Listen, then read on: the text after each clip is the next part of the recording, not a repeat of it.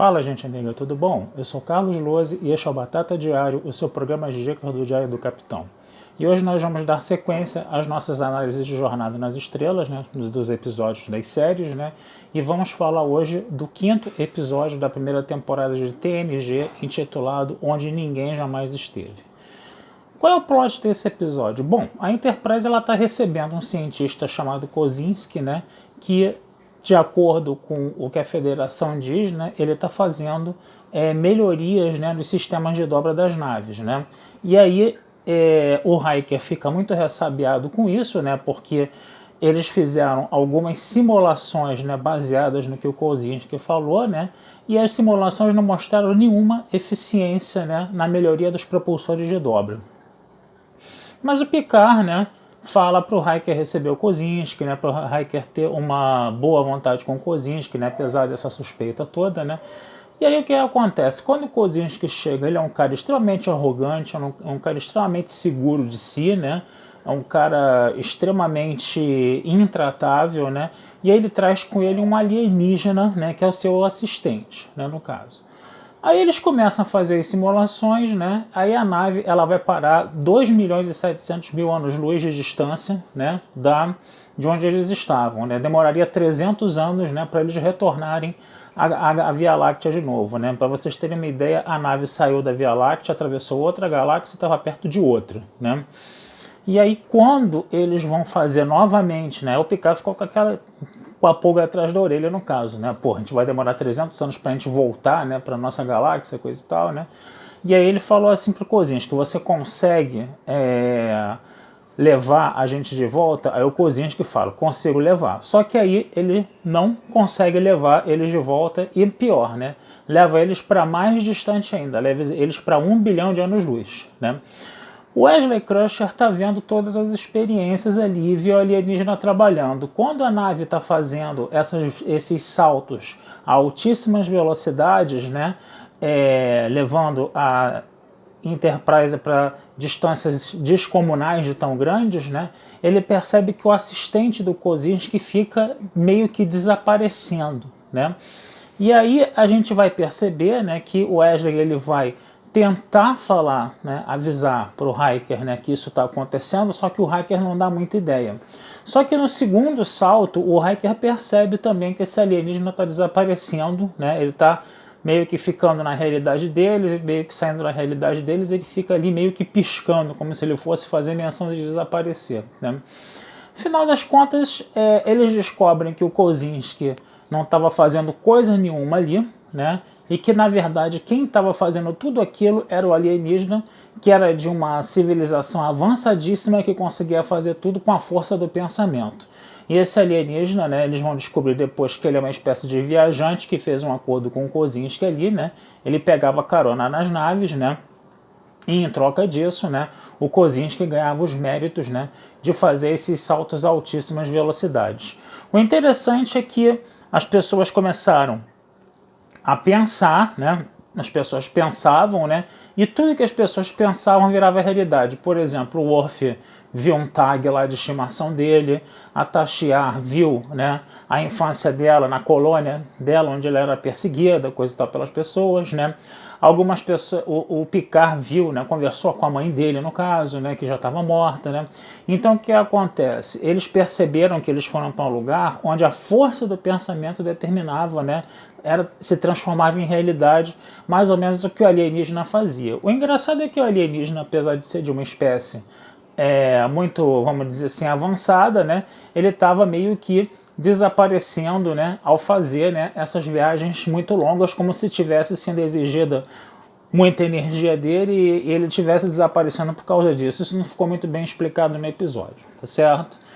E aí o que vai acontecer, né? Quando eles voltam, né, todas as pessoas são obrigadas a focar, a pensar, né, no bem desse alienígena, né, na missão delas e no bem desse alienígena, né, para que a força do pensamento de todos os tripulantes da nave ajudasse o alienígena a voltar a esses 1 bilhão de anos-luz, né. Quer dizer, esse episódio, ele lembra muito, né, umas discussões que você via ali nas décadas de 70, de 80, né, aquele pessoal que trabalhava mais com ocultismo, né, que fala da força do pensamento, vamos usar a força do pensamento para poder materializar as coisas, não sei o que, coisa e tal. Ou falando numa linguagem bem mais coloquial, né? É aquela coisa, né? Vamos pensar positivo, né? Vamos pensar positivo para as coisas darem certo, né? Esse episódio ele foi muito nessa vibe, né? De se trabalhar a questão da força do pensamento. Mas foi também um episódio para se trabalhar o quê? A construção de Wesley Crusher, né? Wesley Crusher, né? Que é um personagem muito controverso no universo de Jornada nas Estrelas, né? Porque ele é aquele menino prodígio, aquele garoto superdotado que consegue fazer tudo, coisa e tal, que é muito inteligente, acima da média, né? E isso acabou despertando em alguns fãs uma certa antipatia contra o Wesley Crusher, né? Mas é interessante a gente perceber nesse episódio que apesar de toda essa competência exagerada do Wesley Crusher, né, que às vezes não fica muito legal, né? Às vezes tipo assim, como se você estivesse errando na mão ao escrever um pouco sobre o personagem, né? Apesar disso, né, ele ainda está se comportando ali como um adolescente, né? Daqueles adolescentes bem crus, bem verdes ainda, né? Que ainda tem uma postura muito, vamos dizer assim, resignada e retraída, né, contra o Picário Hiker, né? O Picário Hiker, né, que se referem ao Wesley Crusher como o garoto, né? De uma forma, inclusive, até petulante, arrogante, né? Porque o Picard e o Hiker ficam chamando o Wesley Crusher de garoto, com o Wesley Crusher aí do lado, né? Praticamente sendo ignorado pelos dois. Quer dizer, a gente vê uma postura muito arrogante dos personagens de Jornada nas Estrelas TNG no início da série, né? Eu já falei isso aqui nos dois episódios anteriores a esse, né, de TNG, né? E é interessante a gente perceber que agora o Wesley está começando, apesar de ser um adolescente, apesar de ter uma postura, vamos dizer assim, medrosa perante os oficiais sêniores na nave, coisa e tal, né? A gente percebe que ele perdeu um pouco a paciência com isso, né?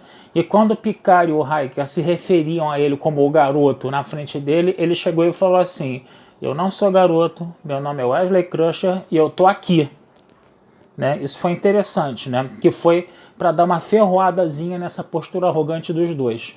O alienígena também fala da arrogância, né? Porque, tipo assim, o Hiker perguntou para ele: vocês já estão aí há muito tempo, né, fazendo essas viagens, né? E a espécie de vocês já está há muito tempo aí fazendo essas viagens, né? Por que nós nunca detectamos vocês? Aí o alienígena falou: muita arrogância da parte de vocês falar isso, né?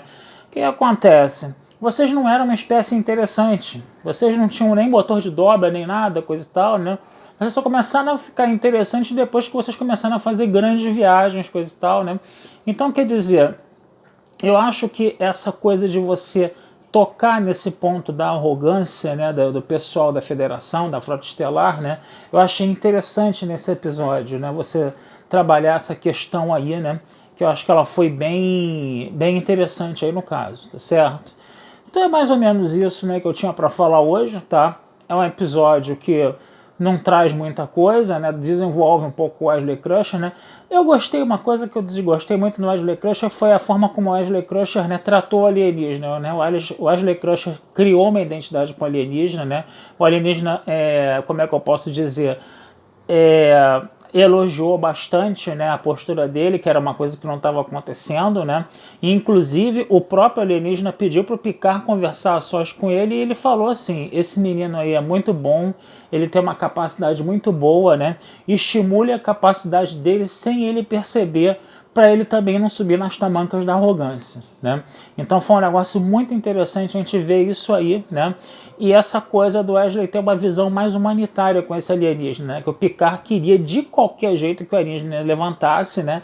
E levasse a Enterprise de volta, né, para a Via Láctea, né? Mesmo o alienígena estando ali moribundo, né? E o Wesley Crusher, não, dá uma segurada aí, pô, o cara não tá bem, o cara tá se sentindo mal, cara, o cara tá praticamente morrendo aí, né? Isso vai acabar sacrificando ele, vamos com calma aí.